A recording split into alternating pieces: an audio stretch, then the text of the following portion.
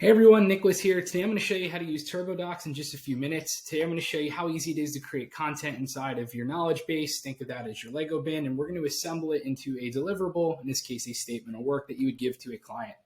So first thing you would do is go into the knowledge base, and you can see you can make content out of anything. So text, images, paragraphs, lists, tables, whatever your heart desires.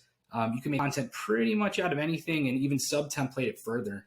So in this case, if this happened to be a statement of work that I'm giving to a client for some sort of cloud build, that's what I could do here. And we could swap out things like technology on the fly because Azure, GCP, Google, etc., AWS, life is really easy where you can just swap little items out.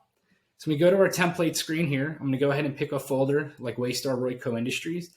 And when I click on the statement of work template I have, you can see that TurboDocx already did a pre-merge with what it knows. What makes a template a TurboDocx template is we use these little squiggly brackets right here. And when you go through it, what TurboDocx can do is it could swap out any sort of content. So again, tables, lists, paragraphs, images, a combination of all of that.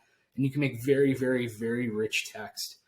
So, in this case, we're going to be swapping in a scope. We'll be swapping in things like customer names. So when I press create deliverable, all I need to do is do that last mile of changes. So today we're going to be doing our statement of work for Waystar. I might add some tags to make it easy to search for later. That looks good to me.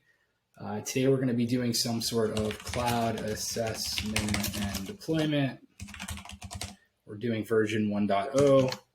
Our bill rate today is $200 an hour. When I press scope right here, you can see the technology. So this happens to be an Amazon Web Services deployment, and I can make any sort of last mile changes. I'm going to spoke with client, will carve out 4 hours for testing. Now, the cool thing that's not shown in this video, because I only have a few minutes, is I could use AI to fill this in for me or even point to different integrations like Salesforce. But anyways, I'm going to press generate deliverable. And like any good show, we're going to go ahead and assemble our blocks to make our final deliverable. But anyways, as you can see, we went through and we built our cloud assessment and deployment. I'm going to scroll down. You can see that we have our AWS cloud build section we just added. But that's the power of TurboDocx templating, which is one of our products in our suite. I hope you enjoyed this video, and I hope this was helpful. Thanks.